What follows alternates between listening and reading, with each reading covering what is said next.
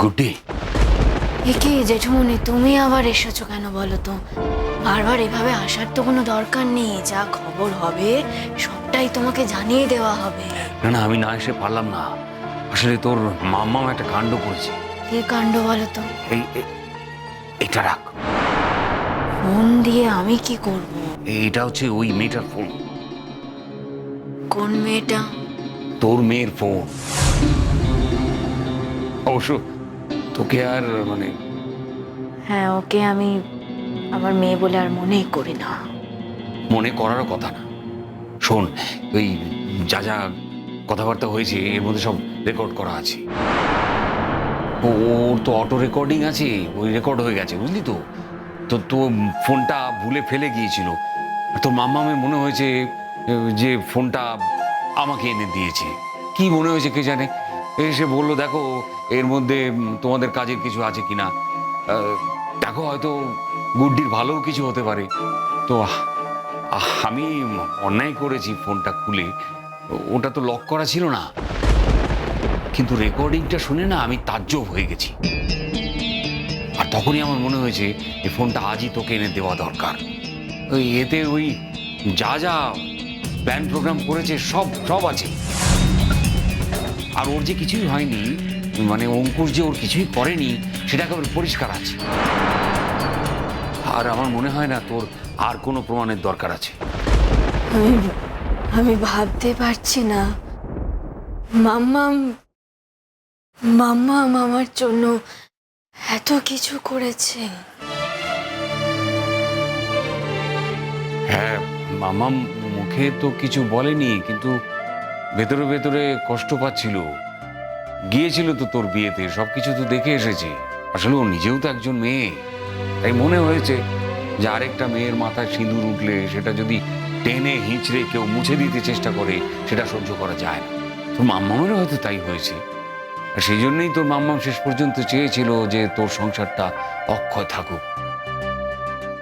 রেশমিকে তো কিছু বলতে পারেনি। আসলে আজকালকার মেয়ে কি বলতে কি মনে করবে, সেই জন্যই ও ওকে কিছু বলেনি খুব একটা। সেই জন্যই এই কাজটা করেছে। হয়তো ও তককে তককে ছিল, ও হয়তো ভেবেছে যে এই বিষয়টা নিয়ে হেল্প করতে পারে। জেঠুমনি, তুমি নিজের কানে সবটা শুনেছো তো? না, আমি শুনেছি, কিন্তু আমি তোকে কিছু বলবো না, তুই নিজেই দেখে নিবি। অন্তত এইটুকু বলো না।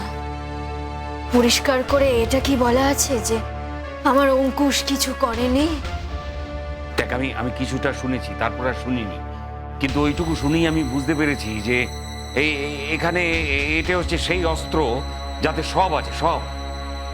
জেঠুমনি, এই ফোনটা আমি আমার কাছে রাখবো না, ফেরত দিয়ে দিচ্ছি তোমাকে।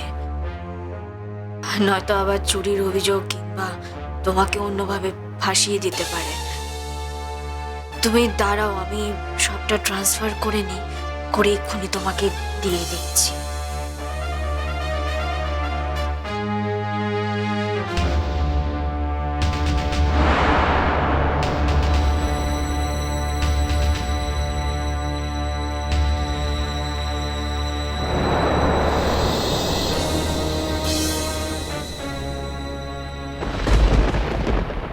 বুঝতে পারছেন আমি কতটা অসহযোগিতার মধ্যে আছি? ও আমার সঙ্গে আছে ঠিকই, কিন্তু ও আমার সঙ্গে নেই। ও আমার সঙ্গে কোর্টে যায় ঠিকই, তবে আমাকে সাথ দিতে নয়, ওদেরকে সাথ দিতে। আসলে রেশমি, বিশ্বাস করো, তুমি এখানে দাঁড়িয়ে দাঁড়িয়ে বলছো তুমি তোমার মাকে ভালোবাসো, অথচ বলছো আমরা ওরা। হ্যাঁ, ভালোবাসি বলে কিন্তু এই ফাইটটা করছি। আরে মা, ভালোবাসা নিজের মাকে ভালো রাখার চেষ্টা করতে। কিভাবে ভালো রাখার চেষ্টা করবো আমি আমার মাকে? মানে চোখের সামনে দেখছি আমার মা ওরকম একজন লোকের হাতে নিজেকে সমর্পণ করে দিচ্ছে, অথচ আমি চুপচাপ সবটা দেখবো দাঁড়িয়ে দাঁড়িয়ে। ওয়াও, আমার তো মেয়ে হিসেবে কোনো রেসপন্সিবিলিটি আছে নাকি? রেসপন্সিবিলিটি? আরে তোমার তো নিজের মা আছে, তোমার তার সঙ্গে যোগাযোগও আছে, সমস্যাটা কোথায়? আরে মামনি যদি এই সমস্ত রকম মোহমায়া থেকে বেরিয়ে আসতে পারে, তুমি কেন পারছো না? আমি পারছি না, আমি পারছি না, আর এটাই আমার সমস্যা। না না, এটা তোমার সমস্যা না। তোমার সমস্যাটা আমি তোমাকে বলছি। তোমার সমস্যা হচ্ছে তোমার অসীম অধিকার বোধ। তুমি মনে করো মামনি হচ্ছে তোমার প্রপার্টি, যা খুশি তাই করতে হবে, তুই যেরম ভাই বলবে সেরম ভাই পড়া হবে। ঋতুরাজ! এটা তোমার সমস্যা। আরো একটা সমস্যা আছে, শুনলে হয়তো খারাপ লাগবে, তোমার জাগতিক লোভ। তুমি ভাবছো যে হয়তো হতেও তো পারে মামুন নিজের প্রপার্টি সমস্ত কিছু ওনাকে দিয়ে দিল, তাহলে কি হবে? ঋতুরাজ, আমার লোভ আছে, হ্যাঁ আমার লোভ আছে প্রপার্টির প্রতি। আমার মা যদি এই প্রপার্টি কোনো অনাথ আশ্রমে দান করে দেয় না, আমার জাস্ট কিচ্ছু এসে যায় না। দিক না ওনার প্রপার্টি, উনি বুঝবে। আমি একজন ডক্টর, আমি রোজগার করি, নিজে চালাতে পারবো। তুমিও তো রোজগার করো, আমার কিসের অসুবিধে? আমার এখানেই অসুবিধে একটা বিষয়, আমার কোনো লোভ নেই, কিন্তু কিছুতেই আমি লোকটাকে এই প্রপার্টি পেতে দেব না। জানো তুমি পেতে দেওয়ার কি? দেখুন, আজ আপনারা আমার চেম্বারে এসেছেন, আমি আপনাদের ডেকেছি, এখানে আসতে বলেছি, আপনারাও দেখা করতে চেয়েছেন। আজ আমাদের একটা ফাইনাল স্টেক আছে, তাই জন্য আমাদের দেখা করার কথা। কিন্তু আপনারা যদি এভাবে চেম্বারে এসে নিজেদের মধ্যে ঝগড়া করেন, তাহলে তো আমাদের দেখা করার কোনো মানেই রইল না। এবং একটা কথা বলি আপনাকে, আমাকে যে প্রস্তাব দিচ্ছেন শুধু ভুলভাল প্রস্তাব দিলে আমি রাজি হব না, বলে লাভ নেই। আচ্ছা ঠিক আছে, সেটা আমি বুঝতে পেরেছি। এবার আপনারা বসুন।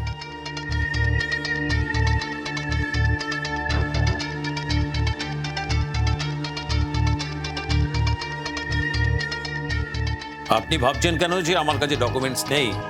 আমার কাছে ডকুমেন্টস আছে। আপনি সহায়তা করছেন না ঠিক কথা, কিন্তু আপনার পরিবার তো সহায়তা করছে। হ্যাঁ, খুব ভালো করে জানি আপনাকে কে আর সহায়তা করতে আসবে। পরিবারটা তো এমন করে বললেন না, আমার পরিবারের সবাই মিথ্যেকে সাপোর্ট করতে চলে আসছে। ওই একজন ছাড়া আর কে আসবে?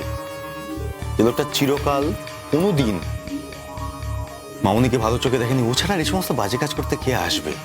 তবে একটা কথা আমি আপনাকে ক্লিয়ার করে দিই, ও মিথ্যে সাক্ষী দেবে এটাই খুব স্বাভাবিক, কিন্তু তাই বলে আমি যে আপনাদের এই সমস্ত কিছুর সঙ্গে সহমত পোষণ করবো তা কিন্তু নয়, এটা মাথায় রাখবেন। আপনি পয়সা করে নিয়েছেন, চেষ্টা করে দেখুন কিভাবে আপনার ক্লায়েন্টকে জেতাবেন। যদি পারবেন না সেটা পরের কথা, কিন্তু আমার কাছ থেকে কোনো রকম এক্সপেকটেশন রাখবেন। এই ভুলেও খবরদার বলছি আপনাকে, আমি কি করবো না করবো সে আমাকে জ্ঞান দিতে আসবেন না। ঠিক আছে, তোমাকে আমার পক্ষে কিচ্ছু বলতে হবে না, কিন্তু তুমি ওনার পক্ষ নিয়েও কোনো কথা বলতে পারবে না। না, পক্ষে বিপক্ষের তো কিছু নেই। আমার কাছ থেকে যদি কেউ কোনো রকম স্টেটমেন্ট জানতে চায়, আমি সত্যিটাই বলবো, আমি মিথ্যে বলবো না। তবে বুঝলি তো, এই ফোনটা এখন আমি দেবো না, আমার কাছে রেখে দেবো। পরে যদি প্রয়োজন হয় তখন দেখাবো। আর আমি আজকে কোর্টে থাকবো, এটুকু বলতে পারি তোকে। তুমি পারবে এতক্ষণ বসে থাকতে? আর পারতেই হবে, 100 বার পারবো, কেন পারবো না? আর আমার মনে হয় আজকের পরে আর কোর্টে আসার দরকার হবে না। তাই যেন হয় জেঠুমনি। এত চাপ না মানুষটাও আর নিতে পারছে না গো। এমনিতেই একটা কেস চলছে, তারপরে আরো একটা অভিযোগ, পারছে না। সব ঠিক হয়ে যাবে। তুই যার জীবনে থাকিস তার জীবনটা আলো হয়ে যায়। ওরও দেখ না, সব আলো জ্বলতে শুরু করেছে। তুই একটু দেখই না কি হয়। জেঠুমনি,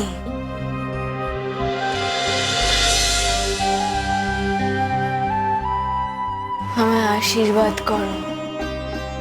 জানো তো মানুষটা না বড্ড দুঃখী। ওর সঙ্গে মেলামেশা করছি তো পরিবারের সঙ্গেও মিশছি। ওর জীবনে একটা ভালো কথাও বলতে চাই। যে ভাইটা অস্বীকার করেছিল ওকে, যে বলেছিল যে ওর পাশে ও থাকতে চায় না, সে নিজে এসে বলেছে ও অঙ্কুশের পাশে থাকতে চায়। ওই যে বললাম, তোর গুণ, তোর মাহাত্ম্য, তুই আছিস বলে এটা হচ্ছে। তুই না থাকলে এটা হতো না। এত কিছু জানি না জেঠুমনি, শুধু জানি সবই তোমার আশীর্বাদে হচ্ছে। ওই মানুষটাও তো কিছু পাওনা ডিজার্ভ করে, তাই না? এত কষ্ট পাওয়ার জন্য তো এই পৃথিবীতে আসেনি। এত কষ্ট, এত দুঃখ আমি যদি কাছ থেকে না দেখতাম, আমিও হয়তো সবটা বুঝতে পারতাম না। হ্যাঁ, আমি শুনেছি কিছু কিছু। তুমি ওকেও একটু আশীর্বাদ করো জেঠুমনি। আর শোনো, এই সব কিছু মিটে গেলে তুমি আর মাম্মা কটা দিন এসে থেকো না গো। আমার তো আর যাওয়ার উপায় নেই। কে বলেছে যাবার উপায় নেই? আরে বাড়িটা তো আমারও। একমাত্র একজন লোক আপত্তি করে, পিনাকি। তো পিনাকির কি সব? শুধু তোমার ভাই নয় জেঠুমনি, ও বাড়িতে আরো একজন আছে যাকে যাকে আমি মানুষ করেছি। মানুষ করে কথা বলা শেখালাম, আর সেই আমার বিরুদ্ধে কথা বলছে। অসম্মানজনক কথা। সত্যি খুব লজ্জা হয় জানো তো। এতটা সময় যাকে দিলাম, এত স্যাক্রিফাইস, তার আজ এই প্রতিদান পাচ্ছে। আমি তো ভাবছি রায়টা বেরিয়ে গেলে ও কি করবে? তখন কি আবার অন্য কোনো খেলা শুরু করবে? আমি তো এটাই ভাবতে পারছি না জেঠুমনি, একটা সম্পর্ক ভাঙার জন্য ও এতটা নিচে নামতে পারলো। কি যে লাভ হচ্ছে ওর এই সব কিছু করে, সত্যিই বুঝতে পারছি না।